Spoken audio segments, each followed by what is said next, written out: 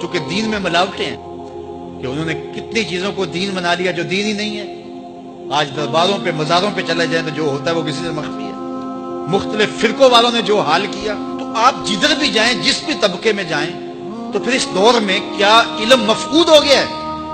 جبکہ 2 نمبر پیر، جاہل مولوی اور متشدد مزاج لوگ اور کیا کیا کس طرح کے لوگ، اور توحید کے نام سے کوئی صحابہ کو گالیاں دے رہا ہے، کوئی اہل بیت کا بغض پال رہا ہے، اور کیا کوئی سجدے کروا رہا ہے اپنے آپ کو۔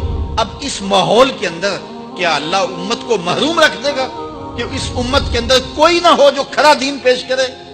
کہا نہیں، میری امت میں ہر دور کے اندر اللہ ایسے بندے رکھے گا، میرے وہ نائب ہر دور میں موجود رہیں گے جو ایسے ماحول کے اندر بھی اچھی طرح سے دودھ رڑک کے تمہیں مکھن نکال کے دیں گے، تمہیں اچھا دین دیں گے۔ ان کے پاس جاؤ، محنت کرو، کوشش کرو۔ لیکن میں آپ کو کہتا ہوں، دنیا سے حق ناپید نہیں ہوا۔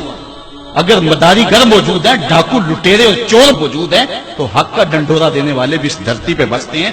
ہمارا رویہ یہ ہے کہ ہم کسی ایک شخص سے بدزن ہو جاتے ہیں تو پورے طبقے سے بدزن ہو جاتے ہیں۔ کئی بندوں کو میں سمجھا جو میں دیکھا ہوا ہے پیروں کو، اور تو نے دیکھے ہوئے نہیں ہے، جن کو مل کر زندگی سے عشق ہو جائے وہ لوگ شاید آپ نے دیکھے نہ ہو، مگر ایسے لوگ بھی ہیں کہ جن کو دیکھ کر کے زندگی گزارنے کا ڈھب آ جاتا ہے، سلیقہ اور طریقہ آ جاتا ہے۔ ان لوگوں کی تلاش کرو۔ اگر ایک دکان سے کپڑا صحیح نہ ملے، سودا صحیح نہ ملے، تو آپ جو ہے کیا کھانا پینا چھوڑ دیتے ہیں؟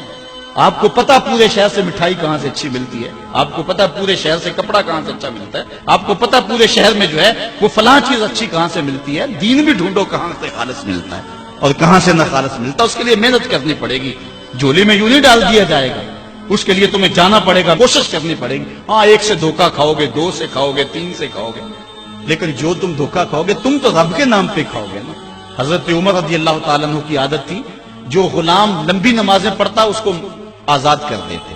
غلاموں کو سمجھ آ گئی، لمبی نمازیں پڑھنی شروع کر دی، آپ آزاد کر دیتے۔ کسی نے کہا عمر تم تو بھولے آدمی ہیں، یہ نمازیں اللہ کے لیے نہیں پڑھتے، یہ آزادی کے لیے پڑھتے ہیں۔ تو حضرت عمر نے کہا یہ مجھے اللہ کے نام پہ دھوکہ دیتے ہیں، میں 100 بار کھانے کے لیے تیار ہوں۔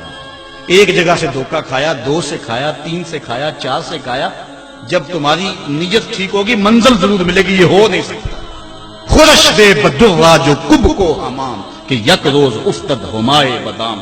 سادی کہتے ہیں چارہ ڈالتا جا، دانا ڈالتا جا، کبھی تتر آئے گا، کبھی مور آئے گا، کبھی کبوتر آئے گا، پھر ایک دن جس کو تو تلاش کرتا ہے وہ ہما بھی تو آ ہی جائے گا نا۔